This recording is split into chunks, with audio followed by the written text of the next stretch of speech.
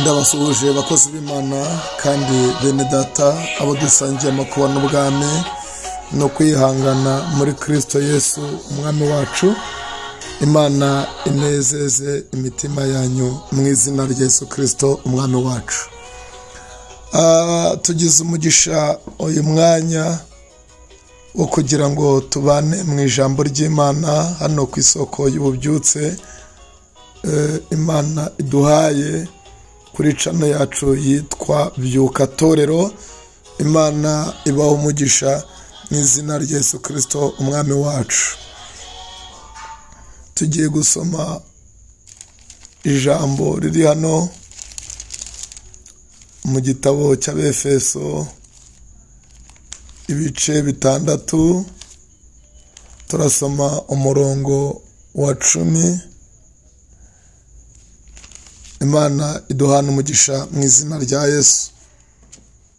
Haranditse ngo ibisigaye mukomerere mu mwami no mu mbaraga z'ubushobozi bwe bwinshi, mwambare intwaro zose z'Imana kugira ngo mubashe kunesha, kugira ngo mubashe guhagarara mudatsinzwe n'uburiganya bwa Satani, kuko tudakirana n'abafite amaraso n'umubiri, ahubwo dukirana n'abatware n'abafite ubushobozi n'abategeka iyi si y'umwijima n'imyuka mibi y'ahantu ho mu ijuru. Mwakire neza ijambo ry'Imana mu izina rya Yesu.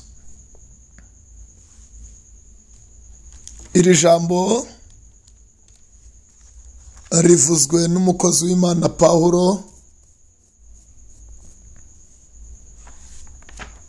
Ni umugabo wahuye na Yesu arimo ajya i Damasiko, kandi yari afite inzandiko zo kuboha abantu bose bavuga izina rya Yesu, yarangiza akabagirira inabi akabica, abandi akabajyana i Yerusalemu. Ariko ageze i Damasiko, umwami Yesu amutunguza umucyo we, yikubita hasi, arangije aramubaza ngo Sawuli, Sawuli, undenganyiriza iki? Arangije aramubaza ngo urinde? Uwo ndenganya. Aramubwira ngo ndi Yesu Kristo w'i Nazareti. Hanyuma abahamagawe na Yesu gutyo ahinduka igikoresho. So umuntu rero urimo uvuga ibi ni umugabo uzi imbaraga zo gukomera mu by'Imana. Asifiwe Yesu. Ni umugabo usobanukiwe imbaraga z'Imana, kuko yize teoloji, inyigisho shingiro za Bibiliya imyaka myinshi cyane ko byari biri mu mico yabo. Ariko yitegereje nk'umuntu wahamagawe, wavuze ubutumwa mu bihugu byinshi bitandukanye.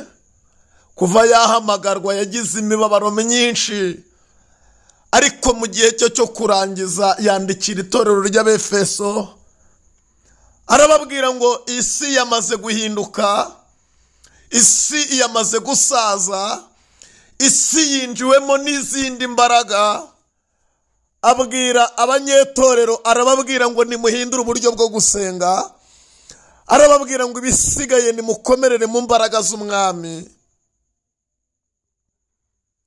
ibisigaye nimukomerere mu mwami no mu mbaraga z'ubushobozi bwe bwinshi.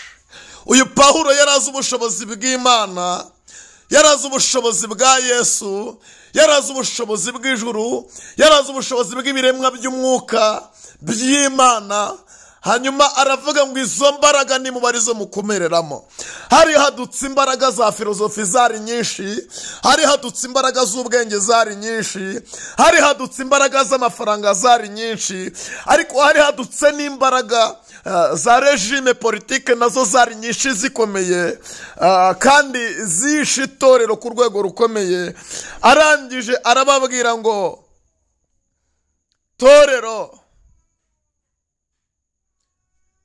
mumaze gukomerera mu mbaraga z'Imana, mwambare intwaro zose z'Imana. Abwira abagore ngo nibambare intwaro zose z'Imana. Abwira abagabo ngo nibambare intwaro zose z'Imana. Abwira abanyamasengesho ngo nibambare intwaro zose z'Imana. Abwira abavuga butumwa ngo nibambare intwaro zose z'Imana. Nk'umuntu ureba kure akabona ko iherezo riri bugufi cyane, nk'umuntu ureba kure akabona ko igihe cyagiye, arababwira ngo nimwambare intwaro zose z'Imana. Asifiwe Yesu. Torero, mwambare intwaro zose z'Imana kugira ngo mubashe kunesha no guhagarara mudatsinzwe n'uburiganya bwa Satani, kubera ko ishyano ryagwiriye isi ku rwego rukomeye. Hariho krize y'inzara ikomeye, hariho krize y'ubwicanyi bukomeye, hariho krize y'urwangano rukomeye hagati y'ibihugu. Abanyabwenge bateye imbere mu kurimbura umuntu, mu kurimbura ikiremwa muntu, ariko arababwira ngo nimwambare intwaro zose z'Imana. Imana ishimwe, kugira ngo mubashe guhagarara mudatsinzwe n'uburiganya bwa Satani. Banyamasengesho, muhindure uburyo bwo gusenga. Bavuga butumwa, ni muhindure uburyo bw'ivuga butumwa, kubera ko hari izindi mbaraga zinjiye muri mwe, hari izindi mbaraga zinjiye ku ruhimbi, hari izindi mbaraga. Bibiliya ivuga ko hari umuriro wigeze uza ku gicaniro igihe kimwe, kandi uwo muriro utari uw'Imana, ahubwo wari uzanywe n'abatambyi, bitewe n'uko bari barasinziriye umuriro urazima. N'uyu munsi hari undi muriro winjiye mu bahanuzi, bisobanura ngo bahanurirwa nimushishoze. Hari undi muriro winjiye mu bavuga butumwa, bisobanura ngo babatumira nimushishoze. Hari umuriro winjiye utari uw'Imana, kuko uw'Imana wamaze kuzima mu ruhimbi. Ndagira ngo mbasabe turusheho kuba maso no gusenga, duhagarare tudatsinzwe n'uburiganya bwa Satani mu izina rya Yesu Kristo. Uwacu yavuze ngo kuko tudakirana n'abafite umubiri n'inyama n'amaraso, ahubwo dukirana n'abatware. Turimo turakirana n'abatware. Aba batware ni bande? Aba batware ni bantu ki? Aba batware bakorera he? Aba bafite ubushobozi. Nagira ngo mbabwire ngo ntabwo turimo turwana n'abantu boroheje, turarwana n'abafite imbaraga za satanike. Turarwana n'abantu bafite ubushobozi bwo kuguruka bakajya mu kirere bakongera bakagaruka. Turarwana n'abantu bafite umwuka wo gukiza indwara ariko atari Imana izikijije. Turarwana n'abantu bafite umwuka umeze nk'umwuka wera ariko atari umwuka wera, umwuka ukomoka kuri za mbaraga za Satani, za zindi zitwa majini. Abantu benshi bafite abandi bizera, bavandimwe benshi bagira izo mbaraga. Abamizirima bamwe bakorana nazo, abandi nabo barazigira mu buryo bwihishe. Abandi bafite umwuka wa gipfumu, babashishwa kumenya ibintu bitamenyekana mu buryo bwa Satani. Nicyo gitumye uwacu avuze ngo muramenye, niturimo turwana n'abantu boroshye, turimo turarwana n'abatware, turarwana n'abafite ubushobozi, turarwana ndetse n'abategeka b'isi y'umwijima. Bategeka b'isi y'umwijima ni bande? Ni abanyapolitike bashyizeho umurongo wo gukorana n'amadini. Hanyuma uwo murongo w'amadini niwo waje gutuma hinjiramo ubutinganyi mu itorero, niwo watumye abantu bakorera ibyaha mu nsengero bakaba badashobora gutengwa cyangwa se guhagarikwa, kubera ko mu rusengero bamaze kubonamo indamu ikomeye. Hanyuma rero bafasha abapasiteri bazima, barabica mu buryo buri spiritual, bahinduka abandi bantu. Ntibagira ubuntu bw'Imana, ntibagira urukundo rw'Imana, ntibahamagawe na Yesu, ndetse nta nubwo banamuzi. Icyo bazi niko ku ruhimbi haba amaturo, n'icyo bazi cyo nuko abakristo habamwe abakobwa beza. Icyo nicyo cyabaza. Bituma rero bashyiraho umurongo abanyamadini wo gukoreraho, ariko uhereye kera kose ntabwo idini itore cyangwa se politike ishobora gushyiriraho umurongo abanyamwuka, kuko iby'umwuka bitandukanye n'iby'umubiri. Mbibutse ko abanyepolitike benshi basenye itorero ry'Imana, hanyuma barangije bica abahanuzi, barangije basahura urusengero. N'uyu munsi uwo mwuka satanike urimo uhagurukiye cyane kugira ngo usahure insengero. Icyo ni icya mbere, ifeza n'izahabu bijyanwe. Icya kabiri, bahagurukiye kugira ngo abanyamadini benshi bapfe mu buryo buri spirituel cyangwa se mu buryo bw'umwuka. Icya gatatu, barashaka kwica abakozi b'Imana kugira ngo ibyo Yesu bisohore, aho yavuze ngo namwe muzahirwa ubwo bazabarenganya bakababeshyera ibibi byinshi babamura. Aravuga ngo muzishime munezerwe kuko ingororano zanyu ari nyinshi mu ijuru. Mwene data, urumva witeguye kuzira ubutumwa bwiza?